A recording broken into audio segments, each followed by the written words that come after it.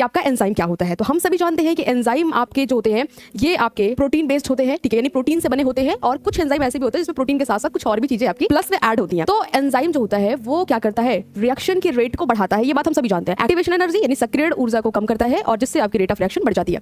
अब यहाँ पे हम क्या देख पा रहे हैं भाई, यहाँ पे आप देख पा रहे हो कि एंजाइम दो टाइप के हैं। एक तो सिंपल एंजाइम है। सिंपल एंजाइम कैसे होते हैं, प्रोटीन बेस्ड होते हैं, ठीक है। सिंपल एंजाइम कैसे होते हैं, प्रोटीन बेस्ड होते हैं। केवल इसमें क्या होता है, प्रोटीन होता है, ओके, जो केवल प्रोटीन से बने होता है। जैसे आपका एमाइलेज हो गया जो कि सलाइवा में होता है और ये क्या करता है, स्टार्च का डाइजेशन करता है, स्टार्च को माल्टोज में कन्वर्ट करता है। पेप्सिन है, पेप्सिन आपका क्या करता है भाई, ये जो है आपका प्रोटीन को तोड़ता है, लाइपेज लिपिड को तोड़ता है, ट्रिप्सिन भी क्या करता है, प्रोटीन को ही तोड़ता है, ओके। फिर बात करते हैं, ये रहा आपका कॉन्जुगेटेड एंजाइम। कॉन्जुगेटेड का मतलब होता है संयुक्त, जिसके साथ और भी चीजें होंगी। जैसे कि यहाँ पे हम देख पा रहे हैं, कि कॉन्जुगेटेड का मतलब क्या हुआ कि जिसके दो पार्ट हो, केवल प्रोटीन ना हो, प्रोटीन के साथ भी कुछ और हो। इसमें आप देख पा रहे हो कि एक पार्ट तो प्रोटीन कंपोनेंट है और जो प्रोटीन कंपोनेंट होगा उसे हम एपो एंजाइम कहते हैं, ठीक है। प्रोटीन वाले पार्ट को एपो एंजाइम कहेंगे और जो आपका नॉन प्रोटीन कंपोनेंट होगा इसे हम कहते हैं कोफैक्टर यानी कि सहकारक, ठीक है।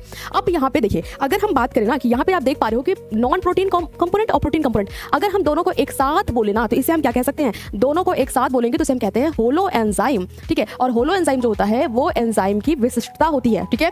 दूसरी चीज देखिएगा, यहाँ पे आप देख पा रहे हो कि आपका जो कोफैक्टर, हमने यहीं पे प्रोटीन कंपोनेंट यानी एपो एंजाइम को छोड़ दिया। अब देखो भैया, जो कोफैक्टर होता है, कोफैक्टर आपका दो टाइप का होता है। कोफैक्टर क्या होता है, जो प्रोटीन के साथ जुड़े होते हैं, ठीक है। कॉन्जुगेटेड एंजाइम में आपका क्या देखा कि प्रोटीन और आपका नॉन प्रोटीन पार्ट है। तो प्रोटीन तो हमने क्या जानते हैं, प्रोटीन क्या है, नॉन प्रोटीन पार्ट क्या क्या हो सकता है। एक तो आपका ऑर्गेनिक कंपोनेंट यानी कि कार्बनिक यौगिक हो सकता है जिसे हम को एंजाइम कहते हैं। जो कार्बन से बने होंगे उसे को एंजाइम कहेंगे। और जो आपका एक होगा आपका मेटल आयन, यानी इसमें कार्बन नहीं है, मेटल का बना होगा। अब अगर हम को एंजाइम की बात करें तो को एंजाइम भी दो टाइप का होगा, यानी कि इसके भी दो पार्ट होंगे। एक तो आपका प्रोस्थेटिक ग्रुप होता है जो कि काफी आपके टाइटली बाउंड होते हैं, यानी कि अच्छे से जकड़े होते हैं, समझ रहे हैं। डायरेक्ट क्वेश्चन बनता है कि प्रोस्थेटिक ग्रुप जो होता है वो कैसे बाउंड होते हैं, तो टाइटली बाउंड होते हैं। दूसरा आपका होता है को सबस्ट्रेट। को सबस्ट्रेट जो होते हैं ये लूजली बाउंड होते हैं, ठीक है। अब मेटल आयन की बात करें तो मेटल आयन भी दो प्रकार के होते हैं। एक आपका मेटल एक्टिवेटेड होता है जो कि आपका लूजली बाउंड होता है और दूसरा होता है मेटालो एंजाइम जो कि टाइटली बाउंड होते हैं। इसी में से जो हमारा टॉपिक है वो है को एंजाइम, कि एक्चुअल में ये को एंजाइम होते क्या है और कहां से आते हैं। हम सभी जानते हैं कि भाई विटामिन जो होता है दो प्रकार का होता है, सॉल्युबिलिटी बेस पे यानी कि विलेयता यानी घुलनशीलता के आधार पे।